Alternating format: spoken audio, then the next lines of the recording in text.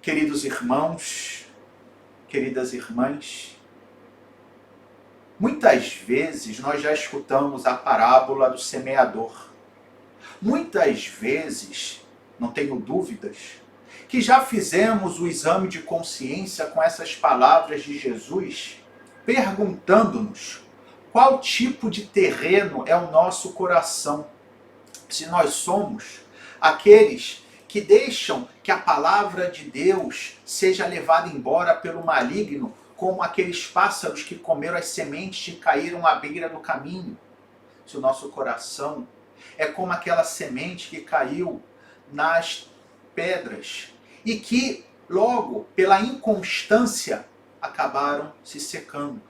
Ou se o nosso coração é como a semente que caiu no meio dos espinhos e que as preocupações do mundo, como disse Jesus, acabaram por sufocar o dom daquela palavra que recebemos. Mas ao contrário, e eu não tenho dúvida disso, muitas vezes, apesar dos nossos limites, apesar das nossas dificuldades, certamente desejamos, e é isso que nós fazemos a cada dia, procurar que o nosso coração fosse aquela terra boa, que desse fruto, aberta à ação generosa e cheia de graça da palavra de Deus.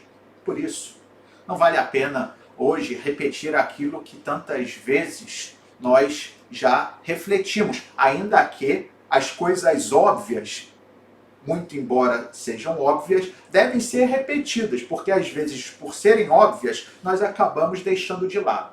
Mas ainda assim, queria fazer uma proposta diversa com vocês, queridos irmãos, queridas irmãs.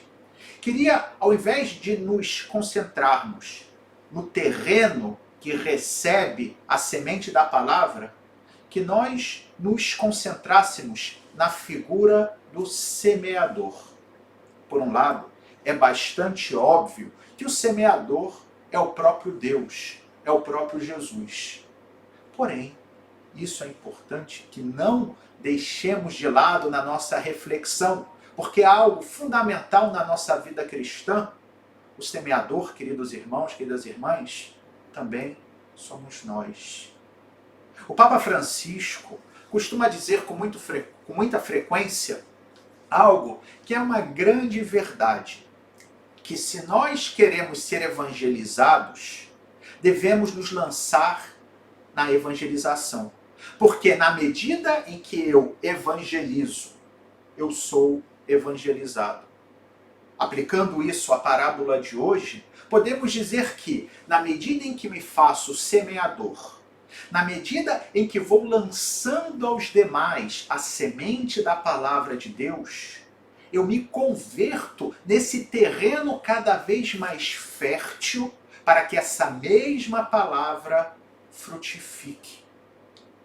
Mais ainda, quando eu deixo que a palavra realmente frutifique e vou fazendo com que ela seja fecunda na vida dos demais, pois é isso que significa essa fecundidade, transmitir aquilo que eu recebi, eu vou experimentar, em primeiro lugar, o que falava o Salmo 64, que colocava essa imagem tão bonita da sementeira que torna-se fecunda pela ação de Deus.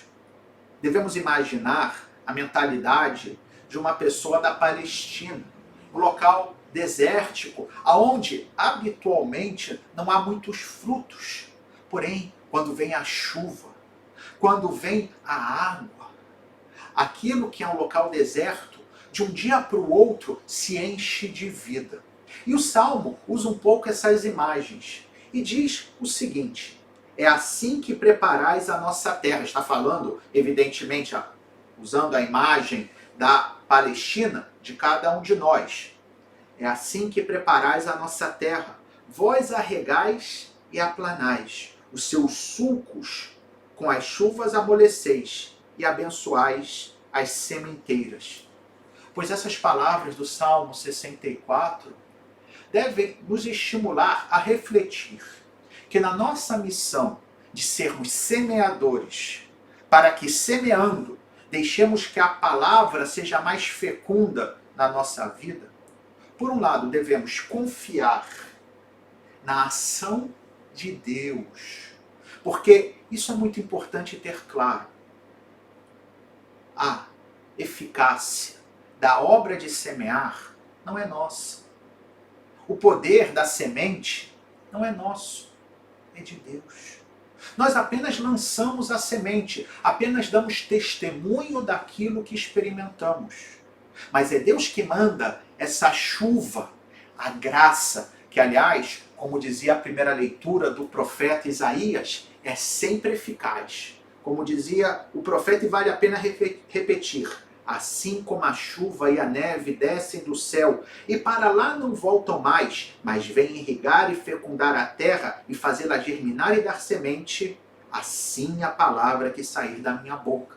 Portanto, a graça que faz com que seja fecunda a nossa ação de evangelizar, de transmitir a palavra, de semear, vem de Deus. Porém, ele também aplaina o terreno. O que significa aplainar, preparar o terreno? Primeiro em nós mesmos.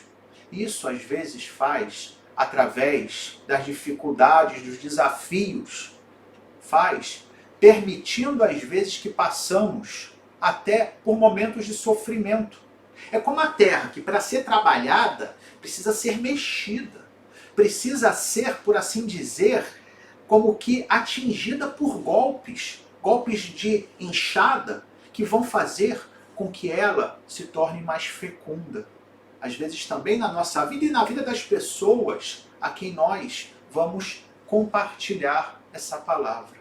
E diante dessa realidade que pode parecer um pouco forte, a segunda leitura de hoje nos diz algo que sempre deve nos animar, nos encher de fé e esperança e fazer com que caminhemos sabendo que é tudo para o nosso bem.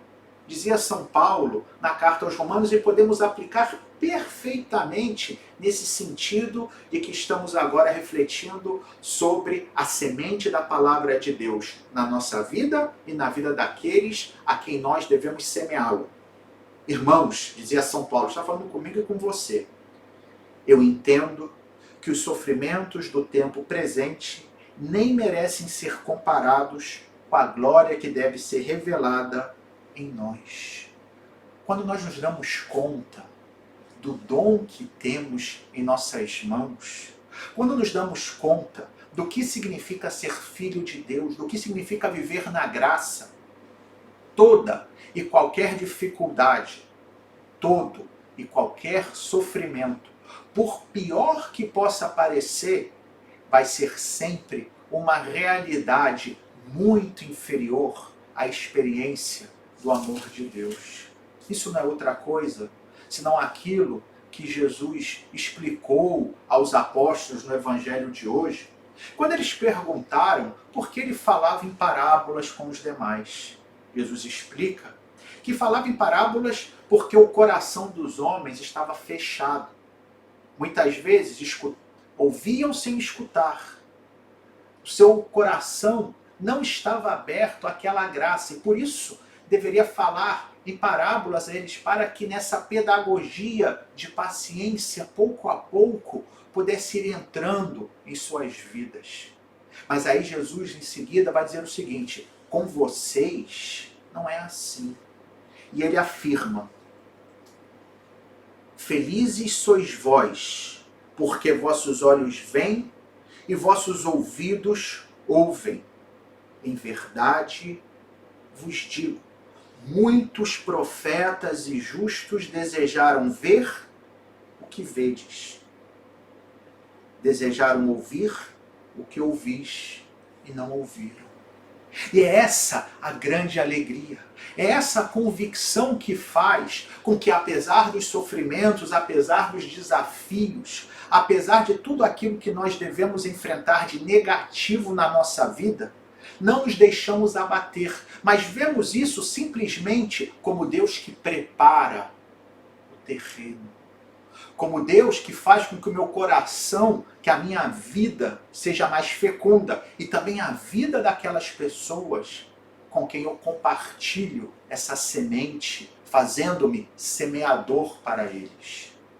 E mais ainda, São Paulo, voltando à segunda leitura de hoje, falava de como a criação espera com gemidos de parto a manifestação dos filhos de Deus. E essa palavra deve nos fazer refletir. Aqui cada um de nós possa sair e assumir de verdade essa missão de ser semeador. Queridos irmãos, vou repetir e espero, com a graça de Deus, que essa palavra possa chegar ao coração de cada um. Também eu aqui agora me faço semeador.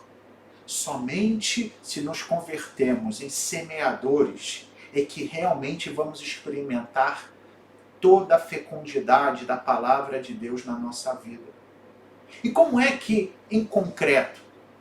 Por um lado, dando testemunho, mas também, e agora falo aos leigos, a vocês, ser semeador nesse mundo que geme com dores de parto, esperando a manifestação dos filhos de Deus, significa fazer da minha ação no mundo, segundo a minha profissão, segundo a minha vocação, um instrumento para a ação de Deus. Se eu sou advogado, fazendo do exercício do direito um modo de glorificar a Deus servindo aos demais. Se eu sou médico, fazendo da minha profissão, que agora nesse tempo de pandemia é tão importante, mas fazer realmente um serviço para salvar as vidas, mas não somente do corpo, mas também da alma, às vezes trazendo aquele carinho, aquela presença consoladora que a minha fé me leva a oferecer para aquela pessoa que está sofrendo. Se eu sou engenheiro, que eu possa realmente trabalhar na presença de Deus, procurando fazer do exercício da minha atividade profissional algo que muda as estruturas do mundo, não somente no papel, nas plantas, mas na realidade. Se eu sou mãe de família, se eu sou educadora, que eu possa transmitir para os meus filhos, que eu possa transmitir para os meus alunos, não somente um conhecimento abstrato, mas que possa transmitir um conhecimento de vida, dessa palavra que Deus tem, cheia de fecundidade e que transforma. Queridos irmãos, queridas irmãs, não se trata aqui de fazer coisas estranhas. Não se trata aqui, nem muito menos, de não respeitar a liberdade dos outros e querer impor a nossa fé aos demais. Não é nada disso. Significa deixar que a fé seja uma espécie de plus, algo que faz com que o nosso modo de viver no mundo seja diferente. Não é outra coisa, aliás, daquilo que Jesus falou também no Evangelho, ser sal da terra, ser luz do mundo, sermos fermento no meio dessa massa que é o mundo ao nosso redor, para que a massa possa crescer, para que a nossa cultura seja uma cultura muito mais segundo a dignidade do homem. Quantas vezes nós nos colocamos criticando, porque a televisão só tem porcaria, porque só vemos essas coisas ruins por aí. E o que estamos fazendo, eu e você? E é isso. Isso é ser semeador. Isso é ir lançando a palavra, inclusive, e digo mais, para aqueles que também são chamados à vida política. Aqui vale a mesma coisa, talvez com mais razão ainda. Que possamos, cada um de nós, segundo as nossas vocações particulares, sermos semeadores, com essa convicção de que recebemos algo que não tem preço, algo maravilhoso e que não podemos guardar para nós. Quando guardo para mim, perde a fecundidade e eu me torno ou aquele terreno no qual vêm os pássaros comerem, ou pedregoso, ou cheio de espinho. Mas ao contrário, que sejamos um terreno fértil daquele que recebe e transmite e compartilha. E assim, nós vamos ter a certeza que a palavra do refrão do Salmo responsorial não vai ser simplesmente um desejo, uma utopia, mas uma realidade na minha e na sua vida, que dizia: a semente caiu em terra boa e deu fruto. Que assim seja. Louvado seja nosso Senhor Jesus Cristo, para sempre seja louvado.